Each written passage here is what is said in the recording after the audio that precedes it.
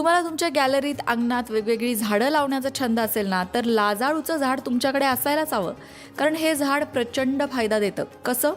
चला बघूया. सगळ्यात आधी लाजाळूचं झाड म्हणजे कोणतं झाड? ज्याला टच मी नॉट प्लांट म्हणतात किंवा मराठीत वेगवेगळ्या भागात वेगवेगळी नावं आहेत. जसं लाजवंती, नम्रता, सप्तरंगी लाजाळू, छुईमुई अशी नावं या झाडाला आहेत.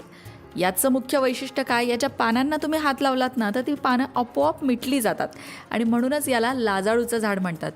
लहान मुलांना या झाडांची मोठी गंमत वाटते, कारण ते पानं आपोआप मिटतात आणि ते बघायला फार छान वाटतं. पण वास्तुशास्त्रानुसार हे झाड प्रचंड ऊर्जा देणारं झाड आहे बरं का. तुम्हाला जर तुमच्या गॅलरीत किंवा अंगणात हे झाड लावायचं असेल तर नक्की लावा, कारण या झाडाचे अनेक चमत्कारिक फायदे आहेत. जसं लाजाळूचं झाड नकारात्मक ऊर्जा दूर ठेवतं.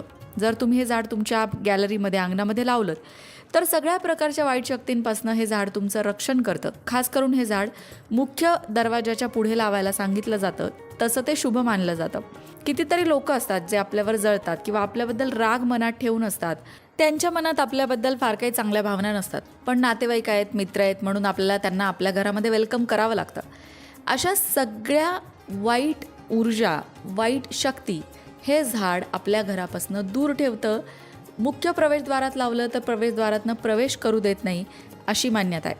आता ज्या घरात सतत मतभेद होतात किंवा वादविवाद होतात, भांडणं होतात, आई मुलीचं पटत नाही, सासू सुनेचं पटत नाही, वडिलांचे मुलाचे वाद आहेत, अशा अनेक गोष्टी, तिथे सुद्धा लाजाळूचं झाड ठेवल्यास वातावरणात शांतता आणि सौम्यता पसरते, असं सुद्धा वास्तुशास्त्र सांगतं. हे झाड पृथ्वी आणि जलतत्वाशी संबंधित आहे, त्यामुळे घरातल्या ऊर्जेचा समतोल ठेवण्यासाठी आणि घरात मानसिक स्थैर्य वाढवण्यासाठी हे झाड मदत करतं. आता हे झाड कुठे ठेवायला हवं? वास्तुशास्त्रानुसार हे झाड घराच्या ईशान्य कोपऱ्यात किंवा आग्नेय कोपऱ्यात ठेवायला हवं. ईशान्य कोपरा म्हणजे उत्तर पूर्व कोपरा आणि आग्नेय कोपरा म्हणजे दक्षिण पूर्व कोपरा. या दोन्ही दिशांपैकी कुठल्याही बाजूला तुम्ही हे झाड ठेवलं तरी ते सर्वोत्तम मानलं जातं. दरवाजाजवळ जर लाजाळूचं झाड तुम्ही ठेवत असाल तर बाहेरून येणारी सगळी नकारात्मक ऊर्जा घरात प्रवेश करत नाही, हे तर मी तुम्हाला सांगितलंच. पण ज्योतिषशास्त्रामध्ये सुद्धा ग्रहांचा या झाडाशी संबंध आहे. लाजाळूच्या झाडाला दर शनिवारी पाणी घातल्यास आणि काळे तीळ अर्पण केल्यास शनीचा अशुभ प्रभाव असेल किंवा 7.5 असेल, शनिदशा असेल, या सगळ्यांमध्ये व्यक्तीला हा उपाय मदत करतो. म्हणजे जर तुमची 7.5 चालू असेल किंवा शनिदशा चालू असेल किंवा शनीचा अशुभ प्रभाव तुमच्यावर असेल असं तुम्हाला सांगितलं आहे ज्योतिषांनी, तर तुम्ही लाजाळूच्या झाडाला दर शनिवारी पाणी घाला आणि काळे तीळ अर्पण करा.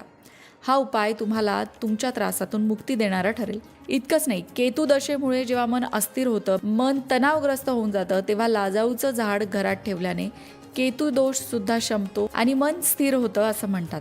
सगळ्यात इंटरेस्टिंग गोष्ट म्हणजे तुम्हाला माहिती आहे, पूर्वी लाजाळूच्या झाडाच्या बिया दिवाळीला लक्ष्मीपूजनामध्ये ठेवल्या जायच्या.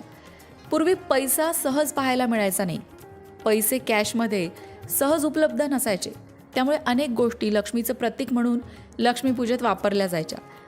जसं की कवड्या आहेत, लक्ष्मीच्या कवड्या ज्यांना म्हटलं जातं, तसंच लाजाळूच्या झाडाच्या बिया, या बियासुद्धा लक्ष्मीपूजनामध्ये ठेवल्या जायच्या आणि त्या लक्ष्मीपूजन करून झाल्यानंतर मग तिजोरीमध्ये ठेवल्या जायच्या. पूर्ण वर्षभर त्या बिया तिजोरीत असायच्या. पुढच्या वर्षी जुन्या बिया काढून पुन्हा दिवाळीत नवीन बिया ठेवून त्यांची पूजा करून पुन्हा त्या तिजोरीमध्ये किंवा जिथे कुठे पैसे ठेवतात तिथे ठेवल्या जायच्या. लक्ष्मी प्राप्तीसाठी या उपायाचा लाभ व्हायचा असं सांगितलं जायचं. आजही अनेक ज्योतिषी हा उपाय करायला सांगतात. तुम्हाला जर तुमच्याकडे लाजाळूचं झाड लावायचं असेल तर ते शुक्रवारी किंवा शनिवारी लावा, त्यामुळे आर्थिक लाभ होतो असंही म्हटलं जातं. आता आरोग्याच्या दृष्टीने बघायला गेलं तर लाजाळू ही औषधी वनस्पती आहे. आयुर्वेदात याला लाजाळू वनस्पती म्हणतात. याची मुळं, पानं आणि फुलं सगळंच औषध म्हणून वापरलं जातं. जखमा भरून येण्यासाठी लाजाळूच्या पानांचा रस लावला जातो, त्यामुळे जखमा लवकर भरतात. त्वचा रोगांसाठी सुद्धा लाजाळूचा उपयोग केला जातो. लाजाळूची पानं उकळून त्याचं पाणी अत्यंत उपयुक्त ठरतं त्वचा रोगांवर. मूत्रविकारांवर सुद्धा लाजाळूचं झाड अत्यंत उपयोगी आहे. पण त्याचा उपयोग कसा करायचा हे तुम्ही आयुर्वेदिक तज्ज्ञ डॉक्टरांना विचारूनच करावा, कारण तुमचा आजार नक्की काय आहे, त्याच्यासाठी किती प्रमाणात या पानांचा उपयोग व्हायला हवा हे तुम्हाला डॉक्टरांच्या सल्ल्यानेच करायला हवं. मासिक पाळीमध्ये महिलांना जो त्रास असतो त्यासाठी सुद्धा या झाडाची पानं अत्यंत उपयोगी मानली जातात. तणाव आणि निद्रानाशावर सुद्धा या झाडाचा उपयोग केला जातो. संशोधनानुसार लाजाळूच्या अर्कामध्ये अनेक चांगले गुणधर्म असतात जे आजार दूर ठेवतात. धार्मिक महत्त्व मी तुम्हाला सांगितलं, माता लक्ष्मीचं प्रतीक म्हणून याच्या बियांचा उपयोग होतो. पण इतकंच नाही, तर काही काही परंपरांमध्ये लाजाळूच्या झाडालाच माता पार्वतीचं प्रतीकसुद्धा मानलं जातं आणि पार्वतीचं प्रतीक म्हणून तिचं दर्शन घेतलं जातं.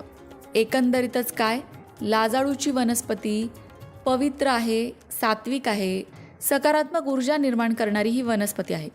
लाजाळूचं झाड हे केवळ निसर्गाची करामत नाही, तर सकारात्मक ऊर्जा, मानसिक शांती आणि आरोग्याला लाभ देणारं दैवी झाड आहे. वास्तुशास्त्रानुसार ते घरातील नकारात्मकता शोषून घेतं. ज्योतिषशास्त्रानुसार पापग्रहांच्या दोषापासून मुक्ती देतं आणि आयुर्वेदानुसार शरीर आणि मन दोन्ही आरोग्यदायी ठेवतं. म्हणूनच अंगणात, घराच्या गॅलरीत, गच्चीवर, कुठेही जिथे जागा असेल तिथे कुंडीमध्ये एकतरी लाजाळूचं झाड नक्की लावावं. तुम्हीही लावा आणि अनुभव नक्की घ्या. जर तुमच्याकडे आधीच लाजाळूचं झाड असेल तर तुमचा अनुभव कमेंट करून नक्की लिहा.